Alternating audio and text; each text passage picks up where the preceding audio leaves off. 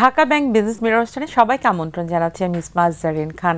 দর্শক, আপনারা জানেন যে 5টি ব্যাংক এরই মধ্যে একীভূতকরণের প্রক্রিয়ার সিদ্ধান্ত নিয়েছে বাংলাদেশ ব্যাংক, এবং এই 5টি ব্যাংক মিলে সম্মিলিত ইসলামিক ব্যাংক নামে একটি ব্যাংক তৈরি হচ্ছে। আর এ বিষয়ে কথা বলার জন্য আমরা আজ আমাদের অনুষ্ঠানের যে টপিকটি নির্ধারণ করেছি সেটি হচ্ছে ব্যাংক একীভূতকরণ 2025, ব্যাংক খাতের ভবিষ্যৎ এবং চ্যালেঞ্জ। এই খাত নিয়ে কাজ করার দুজন বিশেষ ব্যক্তিকে আমরা স্টুডিওতে আমন্ত্রণ জানিয়েছি। আমাদের সাথে শুরুতেই পরিচয় করে দিচ্ছি। আমাদের সাথে রয়েছে সুজয় মহাজন, বিজনেস এডিটর, প্রথম আলো।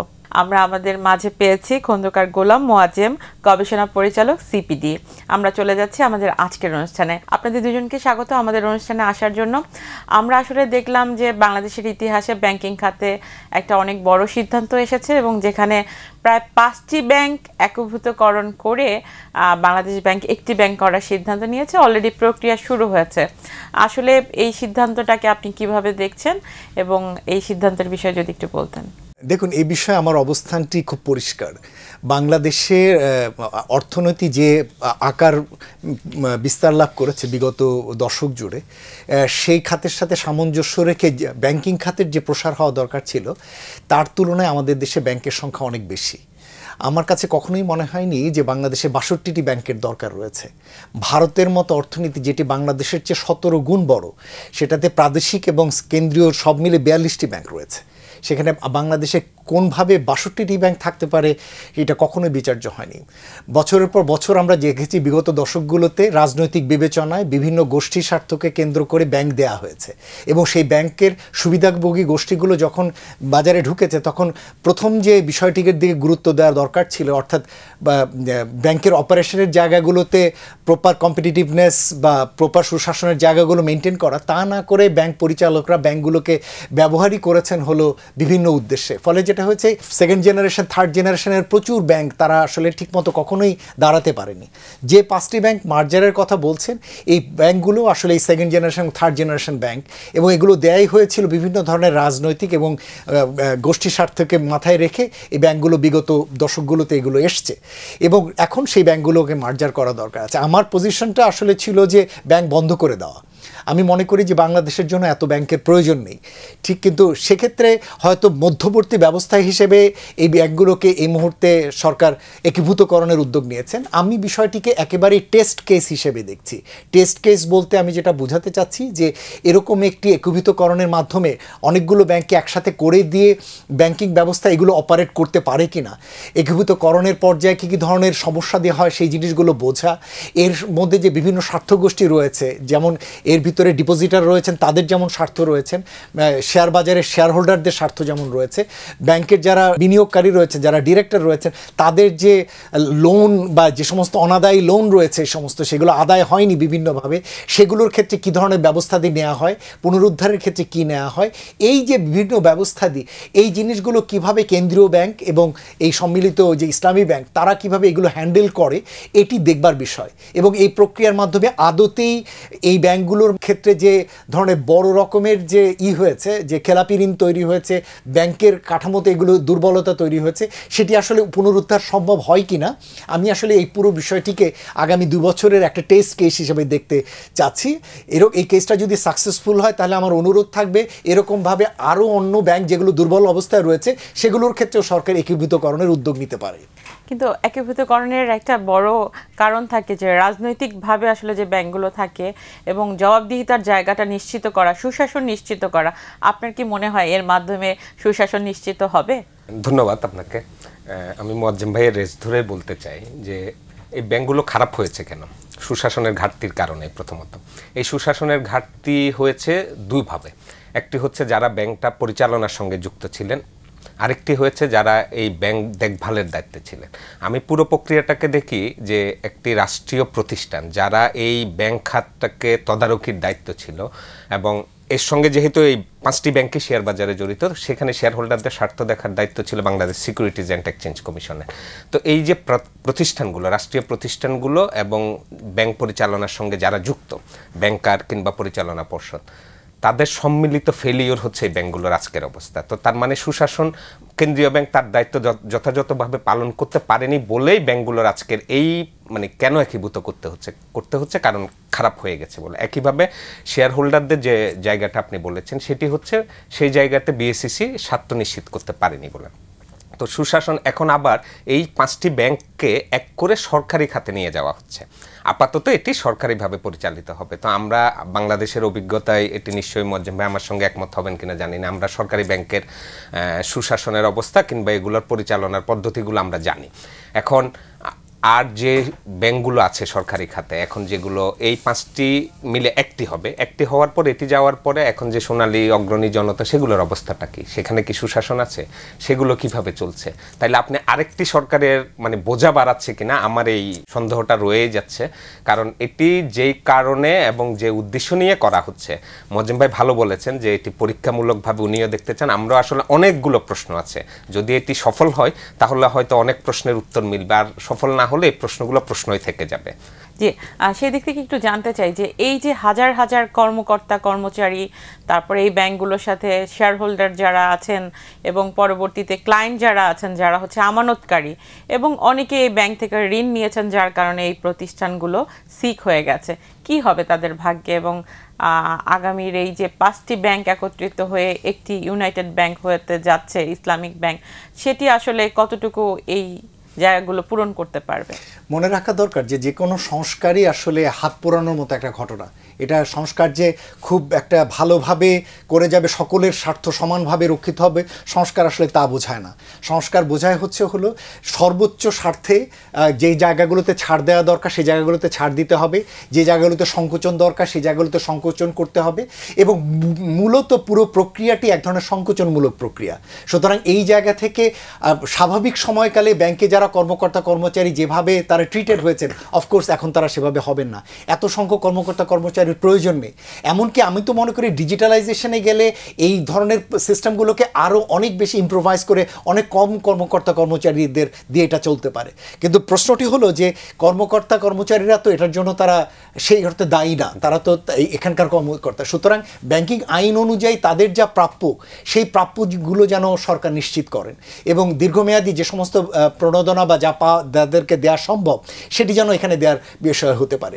এর আগে যেমন আমরা দেখেছি যে সরকারি খাতে অনেক সময়, এর আগে গোল্ডেন হ্যান্ডশেকের কথা শুনেছেন নিশ্চয়ই আপনি, সেরকম হ্যান্ডশেক করার মাধ্যমে যারাদেরকে চাকরিচ্যুত হয়েছে বা করতে হয়েছে সরকারকে, তাদের জন্য সরকার আলাদাভাবে আর্থিক ব্যবস্থা দিয়ে করে তাদের জন্য মানে তাদের সেফ এক্সিটের একটা ব্যবস্থা করেছে। এটা হলো একটা দিক।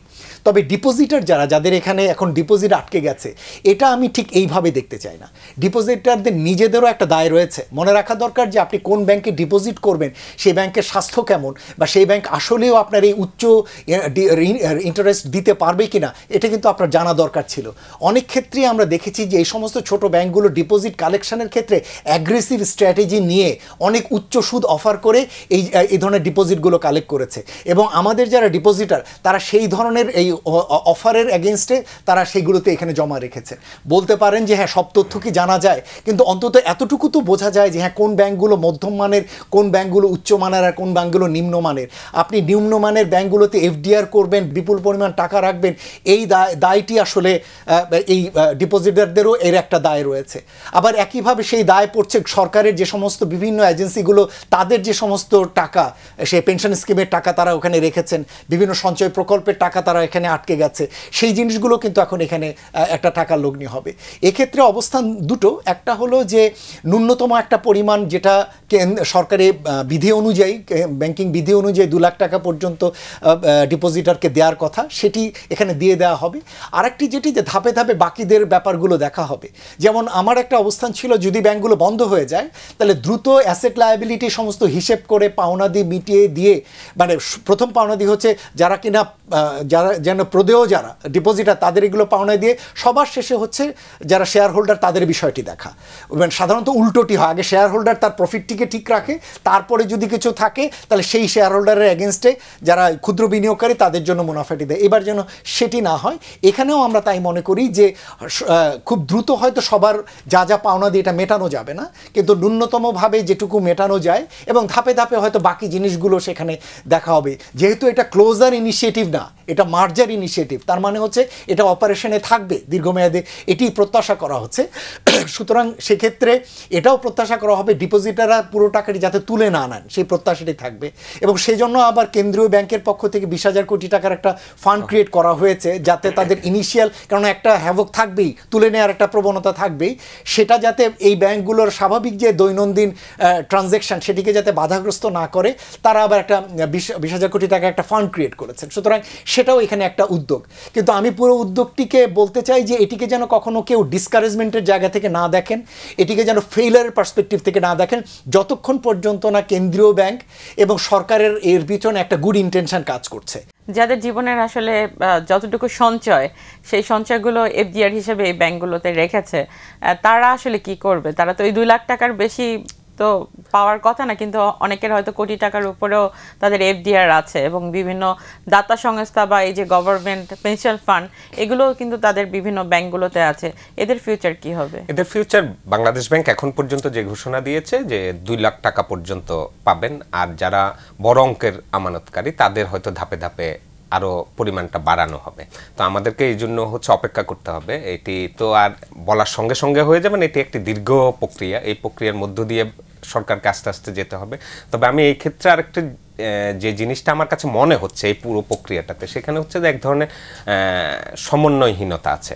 ধরেন একটা এই প্রক্রিয়ার সঙ্গে সরকার জড়িত, এই প্রক্রিয়ার সঙ্গে বাংলাদেশ ব্যাংক জড়িত, এই প্রক্রিয়ার সঙ্গে শেয়ার বাজারের রেগুলেটর, যেহেতু 5টি ব্যাংক শেয়ার বাজারে নিবন্ধিত, তো এইখানে আমি এক ধরনের সমন্বয়হীনতা দেখি সরকারের পক্ষ থেকে। যেমন ধরুন অর্থ উপদেষ্টা বলছেন যে বাংলাদেশ ব্যাংকের কথাই শেষ কথা না, তাহলে মানে বাংলাদেশ ব্যাংক বলছেন যে তার সরকার চাইলে দিতে পারে ক্ষতিপূরণ আমানতকারী কিংবা শেয়ার হোল্ডারদেরকে, এবং অর্থ উপদেষ্টা সেটি বলেছেন যে বাংলাদেশ ব্যাংকের, তাহলে এখানে কি কোনো সমন্বয়হীনতা কাজ? আসলে এই পুরো প্রক্রিয়াটা, যেহেতু এটা আমাদের দেশে প্রথমবারের মতো মানে 5টি ব্যাংক মিলে করা হচ্ছে, এখানে আসলে সরকার মানে সবগুলো প্রতিষ্ঠানের যারা জড়িত এটির সঙ্গে, তাদের একটি খুব ভালো সমন্বিত পদক্ষেপ দরকার। আমার আসলে আরো এই প্রক্রিয়া নিয়ে এবং শেয়ার হোল্ডারদের রাইটস নিয়ে জানার সময় একটু আমাদের হাতে কম। আমরা একটু বিরতিতে যাই, বিরতির পর আবার আপনার কাছে আসছি।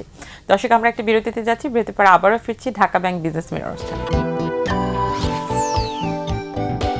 দর্শক, বিরতির পর আবারও আমন্ত্রণ জানাচ্ছি সবাইকে। যেটি আসলে বলছিলাম যে এই যে পুরো প্রক্রিয়াটা আপনি বলছিলেন যে সমন্বয়হীনতা, আমার একটু প্রশ্ন জাগে যে এই যে বাইরের দেশগুলোতে আসলে এই ধরনের পরিস্থিতিতে তারা কি করে? তারা কি মার্জারিই যায়? আরেকটা বিষয় হচ্ছে, যদি মার্জারিই যায় তাহলে আসলে সেটি কি বাইরের অন্যান্য কান্ট্রিগুলো যেভাবে ফলো করে আন্তর্জাতিক মানদণ্ড, আমরা কি সেভাবেই করছি কিনা? হ্যাঁ, মানে এটা তো অনেক ক্ষেত্রে আন্তর্জাতিক মানদণ্ড মেনেই করা হচ্ছে, কিন্তু বাইরের দেশে আপনি যখন এই ধরনের ঘটনাগুলো দেখবেন, সেখানে দেখা যায় হচ্ছে ভালো ব্যাংক সাধারণত খারাপ ব্যাংকগুলোকে একীভূত মানে একোয়ার করে নেয়। তো আমাদের দেশে তো আসলে মানে এই 5টি খারাপ ব্যাংক হিসেবে আমরা ধরে, মানে 5টিকে সরকার এই পজিশনে গেলেও হচ্ছে 5টি খারাপ ব্যাংক বলে, তাদের 72% গড় এনপিএল। এইখানে হচ্ছে একটু ব্যতিক্রম হচ্ছে, যার কারণে এটি হচ্ছে সফলতাটা নির্ভর করবে এটির আসলে সুশাসন এবং সরকার কতটা গুড ইন্টেনশন নিয়ে এই প্রতিষ্ঠানগুলোকে আসলে ভালো করতে চায় কতটা, এবং সরকারি মেকানিজমটা কাদেরকে দিয়ে। এটির আরেকটি বড় বিষয় থাকবে, যখন এই ব্যাংকগুলো একীভূত হয়ে যাবে তখন আসলে এখানে পরিচালনায় কারা যুক্ত থাকছেন এবং তারা কি ধরনের সিদ্ধান্ত নিচ্ছেন এবং ব্যাংকগুলো কাদেরকে দিয়ে পরিচালিত হবে, সেটিও একটি বড় মানে সফলতার পিছনে সেটিও একটি বড় কারণ। আপনি কি একই মনে করছেন? এখানে দুটো জিনিস দেখুন, বাংলাদেশে যেগুলোকে মার্জার করা হচ্ছে এগুলো আসলে মার্জার যোগ্য জিনিস না, কিন্তু বলা যেতে পারে যে সামাজিক চাপে ক্ষুদ্র ডিপোজিটারদের স্বার্থের কথা মাথায় রেখেই সাধারণত এই জিনিসটা বাইরের দেশগুলোতে এই ধরনের ব্যাংকে দেউলিয়া করা হয়। বাইরের দেশে যেটাকে মার্জার হয় সেটাতে হয় কৌশলগত মার্জার, অর্থাৎ কেউ এই হয়তো রিটেল ব্যাংকিংয়ে তার ফোকাসটা না রেখে এখন সে কর্পোরেট ব্যাংকিংয়ে যাবে, সুতরাং রিটেল ব্যাংকিং যে ধরনের পার্টগুলো ছিল সেগুলোকে অন্য কেউ কিনে নিচ্ছে করে সে তার রিটেলের এক্সপ্যানশন করছে, অথবা কেউ কর্পোরেট সাইডে যাবে বা মার্চেন্ডাইজিংয়ের ধরনের জায়গাগুলোতে যাবে, সে সেইভাবে কৌশলগত কারণে বিজনেস রিলোকেট করে এবং সেখানে প্রফিটের সাথে প্রফিট যোগ হয়, নট যে প্রফিটের সাথে লস যোগ হয়। ইনফ্যাক্ট প্রফিট লসের যোগ হওয়াটাও খুবই কম সেখানে। সুতরাং কারণ মানে উভয় ব্যাংকেরই কোনো না কোনো সেলেবল পয়েন্ট থাকে সেখানে, আর এখানে হচ্ছে কোনোটি আসলে সেলেবল পয়েন্ট না, এখানে হচ্ছে মাইনাস যোগ মাইনাস যোগ মাইনাস যোগ মাইনাস যোগ minus is equal to 5 minus, এখন এটাকে করে প্লাস করার একটা চেষ্টা করা হচ্ছে। সুতরাং এটার ক্ষেত্রে আমার যেটা বলার বিষয় যে শুরুর এই অভিজ্ঞতাটা এটা অনেক বেশি চ্যালেঞ্জিং এবং এটা সহজসাধ্য না, এটাতে অনেক ধরনের প্রতিবন্ধকতা আসবে। সুতরাং এই জায়গাটিতে সময় দেওয়া দরকার আছে। যেটুকু অনুরোধ থাকবে গভর্নরের দিক থেকে সেটা হচ্ছে যাতে তিনি যাতে স্বচ্ছতার সাথে করেন, যে সমস্ত জায়গাগুলোতে ভুল হচ্ছে সেটাকে সাথে সাথে যেন কারেকশন করে নেন। থেকে যায় যে এই যে ঘটনাগুলো একের পর এক ঘটে গেছে, এটা তো দীর্ঘদিনের প্রক্রিয়া, তো যেই বা যে কারণে ঘটে গেল সেখানে তাদের কি হবে এক নাম্বার, আর আমানতকারী যারা হচ্ছে কি নিজের টাকা রাখলো তারা এখন ক্ষতিগ্রস্ত হচ্ছে। তো এই জায়গাগুলোতে আসলে কি দুটো জিনিসই আমি আপনাকে আলাদা আলাদা করে যেটা বলেছি। প্রথম কথা হচ্ছে যে আমানতকারীদের ন্যূনতম সুরক্ষা দেওয়ার যে জায়গাটি সেটা তো আছে, যে টাকাটি এখানে আছে সেই শেয়ার কিন্তু সেটা কিন্তু চলে যাচ্ছে না, এটা কেউ ব্যাংক সম্মিলিত ব্যাংকে বলছে না যে আপনি এটা পাবেন না, কখনোই সেটা বলছে না, বলছে যে দীর্ঘমেয়াদে হয়তো আপনি পেতে পারেন, ন্যূনতম এইটুকু আপনাকে আমরা গ্যারান্টি দিচ্ছি। এটা হচ্ছে প্রথম কথা। দ্বিতীয়ত হচ্ছে যে এটার পুরো ব্যবস্থাতে দুটো পার্ট, একটা হলো যে ঋণগুলো খেলাপি হয়েছে তাদের কিন্তু দায় মুক্তি দেওয়া হয়নি কোনো, সুতরাং সেই ঋণের দায় কিন্তু এই কোম্পানিগুলোর এই যারা পূর্বের যারা ডিরেক্টর রয়েছেন, যারা একজন আরেকজনের ব্যাংক থেকে নামে বেনয়ে নিয়েছেন, এই দায় কিন্তু তাদের পূর্ণ মাত্রাই রয়েছে। সুতরাং আজকে না হলেও কালকে পরশু সেটাকে আদায় করার একটা বিষয় থাকবে সেখানে। সুতরাং সেই কাজটি কিভাবে হবে সেটা মানে দুটোকে আমি একসাথে করে দেখার চেয়ে বরঞ্চ দুটোকে প্যারালালি পাশাপাশি দেখার পক্ষপাতী। এবং এক্ষেত্রে প্রথমত যেটি দাঁড়াচ্ছে যে ডিপোজিটারদের স্বার্থ সুরক্ষার কাজটি করে এটাকে যদি ন্যূনতম অপারেশনে নিয়ে গিয়ে এখানে যাতে নতুন করে যাতে ট্রানজ্যাকশন শুরু করে লেন্ডিং এবং ডিপোজিশনের কাজে যদি দ্রুত যাওয়া যায় তাহলে সেটা ন্যূনতম এই স্বার্থটা আগে রক্ষা হয়। আর যে জিনিসগুলো কিনা লোন চলে গেছে যাদের জন্য এই ঘটনাটি ঘটেছে সেখান থেকে লোন ফেরত পাওয়াটি তো তুলনামূলকভাবে কষ্ট। কিছুদিন আগে আপনি দেখেছেন যে সমস্ত অ্যাসেট দেওয়া হয়েছিল, এগুলোর এগেনস্টে লোনগুলো দেওয়া হয়েছিল, ওই অ্যাসেটগুলো কখনো কখনো ফলস, কখনো কখনো ওভার ভ্যালুয়েটেড, এবং কখনো কখনো ওই অ্যাসেট আবার কেনারও গ্রাহক পাওয়া যাচ্ছে না, এরকম সমস্যাদি রয়েছে। এখন যদি সেই দায়টিকে আগে সেটেল করতে চান, সেখান থেকে পুরো ডিপোজিট কালেক্ট করে তারপরে যদি ডিপোজিটারের স্বার্থ দেখতে চান তাহলে কিন্তু প্রক্রিয়াটি আরও দীর্ঘায়িত হবে। সুতরাং আমার কাছে মনে হয় যে দুটোকে প্যারালালি দেখাটিই যৌক্তিক। সেদিক থেকে যারা লোন নিয়ে যেটি দেননি তাদের জিনিসগুলোকে পাশাপাশি ব্যাংকিং ব্যবস্থায় দেখা, আর এই ব্যাংকগুলোকে সম্মিলিতভাবে দেখে যদি এগুলোকে দাঁড় করানো যায়, এবং যেহেতু একটা ন্যূনতম বাজেট দেওয়া হচ্ছে তাদেরকে 20,000 কোটি টাকার, সেটি দিয়ে তারা দ্রুত যদি রোলিং আউট করতে পারে তাহলে আমার ধারণা যে ডিপোজিটরের স্বার্থটিও ধীরে ধীরে দাঁড়াবে। শেষ একটা কথা বলবো, আমার কাছে মনে হয় যে প্রক্রিয়াটি যেহেতু স্বল্প সময় শেষ হবে না, প্রায় বছরাধিককাল বা আরও সময় লাগবে, এই সময়কালে যাতে যারা এই সংস্কার প্রক্রিয়ার সাথে ছিলেন, পার্টিকুলারলি গভর্নর মহোদয়, তাকে যেন চেঞ্জ না করা হয়। অর্থাৎ নতুন সরকার এসে যাতে আবার নতুন উদ্যোগ না নেওয়া হয়, অথবা গভর্নর মহোদয় এমন কোনো পলিটিক্যাল প্রেশারে না পড়েন আবার এই ধরনের উদ্যোগগুলো নেওয়ার কারণে বা এখান থেকে তাকে শ্লথ করে দেওয়ার কারণে তাকে আবার চলে না যেতে হয়। আমি চাইবো যে এই গভর্নর মহোদয় তার ফুল টার্ম যাতে শেষ করে এই সংস্কারের কাজগুলো যাতে সুস্থভাবে করে একটা উদাহরণ সৃষ্টি করে যান। সেই জায়গায় আপনি তো বেস্ট কিছুদিন ধরেই আমরা দেখেছি যে আপনি শেয়ার বাজার বিট করেন, এবং শেয়ার বাজারের বিনিয়োগকারী যারা তারা তো আমরা দেখলাম যে রাস্তায় নেমে এসছে, এবং তারা তাদের যে 5টি ব্যাংকে তাদের শেয়ার যেগুলো ছিল সেগুলো নিয়ে তারা খুব চিন্তিত। কিন্তু আসলে যেই নিয়ম বা যেই আইন, সেই আইন অনুযায়ী তো আসলে মানে পরবর্তী স্টেপ আসলে কি হবে এবং তাদের ভাগ্যে কি থাকবে। এখানে দুটি প্রশ্ন, একটি হচ্ছে ব্যাংকগুলোকে দেউলিয়া করা হচ্ছে না, দেউলিয়া করলে এক ধরনের নিয়ম, তখন শেয়ার হোল্ডার কিছু পাবেন না। কিন্তু যেহেতু এখন আপনি বলছেন যে একীভূত করা হচ্ছে, একীভূত করার ক্ষেত্রে কিন্তু আপনি শেয়ার হোল্ডারের রাইটটাকে ইগনোর করতে পারবেন না। তো এখানে শেয়ার হোল্ডারের কিছু রাইট আছে। হ্যাঁ, আবার আপনি এটাও বলতে পারেন যে অতীতে যারা ব্যাংকগুলোকে খারাপ করেছে তারাও তো শেয়ার হোল্ডার ছিলেন, তারাই ব্যাংকগুলো চালিয়েছেন। হ্যাঁ, যারা পর্ষদে ছিলেন তারাই এই ব্যাংকগুলোর এই পরিণতির জন্য দায়ী। অবশ্যই তাদেরকে তাদের কর্মকাণ্ড তার জন্য তাদেরকে শাস্তির আওতায় কিংবা সরকার যা যা করার আইনগতভাবে সেটি করতে হবে। আর যারা সাধারণ বিনিয়োগকারী, যারা এই পুরো প্রক্রিয়ার সঙ্গে ছিলেন না, যারা অন্যের অপরাধের দায়িত্ব তাদের হতে পারে না, এটিও সরকারকে বিবেচনা করতে হবে। যেহেতু আসলে ভুক্তভোগী হচ্ছে কারা এই প্রক্রিয়া, মানে এই ব্যাংকগুলো খারাপ হয়ে যাওয়ার, এগুলো প্রথমত যে সময়টাতে ব্যাংকগুলোকে নিবন্ধন দেওয়া হয়েছে এটি রাজনৈতিক সিদ্ধান্ত ছিল। এরপর ব্যাংকগুলো এতদিন চলেছে, সেখানে বাংলাদেশ ব্যাংকের তদারকির ঘাটতি ছিল, বিএসইসির দিক থেকে যা করণীয় সেখানে ঘাটতি ছিল, যার কারণে এটি একটি ফেলিওর। সম্মিলিত ফেলিওর। তা এখন এই ফেলিওরের দায়িত্ব সাধারণ মানুষটা, শেয়ারহোল্ডারদেরকে কি বলতে চান? শেয়ারহোল্ডারদেরকে বলতে চাই তাদেরও অধিকার, যারা এই পরিণতির জন্য দায়ী না তাদেরও বিষয়টি সরকার নিশ্চয়ই বিবেচনা করবে। সরকার যেহেতু এই ব্যাংকগুলোকে, আমি মোয়াজ্জেম ভাইয়ের সঙ্গে এখানে একমত যে ব্যাংকগুলো তো আসলে মানে একীভূত করার পর্যায়ে নাই, -5- উনি বললেন যে সেখানে যেহেতু সরকার একটু এগিয়ে এসে আমানতকারীর স্বার্থে এই সিদ্ধান্তটা নিয়েছে, নিশ্চয়ই সাধারণ বিনিয়োগকারীদের স্বার্থটা সরকার বিবেচনা করবে, তারা সেটা প্রত্যাশা করতে পারে। আমরা একেবারে শেষের দিকে আছি, একটু জানতে চাই যে যে গভর্নমেন্টই আসে সে তার নিয়ম অনুযায়ী সবকিছু কিন্তু পরিবর্তন করে ফেলে। যেহেতু আমাদের ফেব্রুয়ারিতে ইলেকশন এবং ব্যাংকিং সংস্কার কমিটি তাদের অনেক কাজ করেছে, যার মধ্যে মার্জার এখন আমরা দেখতে পাচ্ছি যে একটা অন্যতম কাজ। তো এই প্রক্রিয়া কি ইলেকশন হবার পরে আবার কি পরিবর্তিত হতে পারে? যদি এই প্রক্রিয়াটি যেহেতু বৃহত্তর স্বার্থে সরকার অনেক দিক বিবেচনা করে নিয়েছে, তো আমার আহ্বান থাকবে যে মোয়াজ্জেম ভাইয়ের মতো যে এইটি যেন রাজনৈতিক সিদ্ধান্ত, যদি আপনি ধরেন একটি 6 মাস 1 বছর এগিয়ে নেওয়ার পর একটি প্রক্রিয়াকে হঠাৎ করে যদি আবার সেটি বন্ধ করেন তাহলে আরেক ধরনের পরিস্থিতি তৈরি হবে। তো এই প্রক্রিয়াটি যেহেতু এগিয়ে যাচ্ছে, সে প্রক্রিয়াটির ফলাফলটা দেখা পর্যন্ত অপেক্ষা করা উচিত বলে মনে হয়। রাজনৈতিক সরকার এসে যদি এটিকে আবার বাধাগ্রস্ত করে তাহলে হচ্ছে ব্যাংক খাতে আরেক ধরনের অস্থিরতা তৈরি হবে, আরেক ধরনের সংকট দেখা দিবে। আমানতকারী কিংবা যারা এখন একটু আশাবাদী হচ্ছেন যে কিছু টাকা হলো ফেরত পাবেন, তাদের ভাগ্য যে কি হবে সেটি তখন। আমরা অনুষ্ঠান শেষ করব। আমরা আসলে একটু জানতে চাই যে যেই সিদ্ধান্তগুলো এসছে সেখানে তো অলরেডি এখন সিদ্ধান্ত হয়ে গেছে যে আমরা এই 5টি ব্যাংক মিলে যে আমরা একীভূতকরণের কথা বলছি, সেই জায়গায় সিদ্ধান্ত হয়ে গেছে, কাজও শুরু হয়েছে। এখন এই কাজটা সফলভাবে করার জন্য ফিউচারের জন্য তো একটা প্ল্যানিং দরকার রয়েছে। কিভাবে পরিচালনা করবে, শেয়ার হোল্ডার কারা থাকবে, যারা যারা শেয়ার হোল্ডার আছে তাদের ভাগ্যে কি থাকবে, এবং পরবর্তীতে যে সকল স্টাফরা পুরনো রয়েছে তাদের মধ্যে কাদেরকে নেওয়া হবে, কাদেরকে নেওয়া হবে না, পুরো প্রক্রিয়াটা তো একটু দীর্ঘ সময়ের বিষয়। সব মিলে ভবিষ্যৎ আসলে কি বলছে?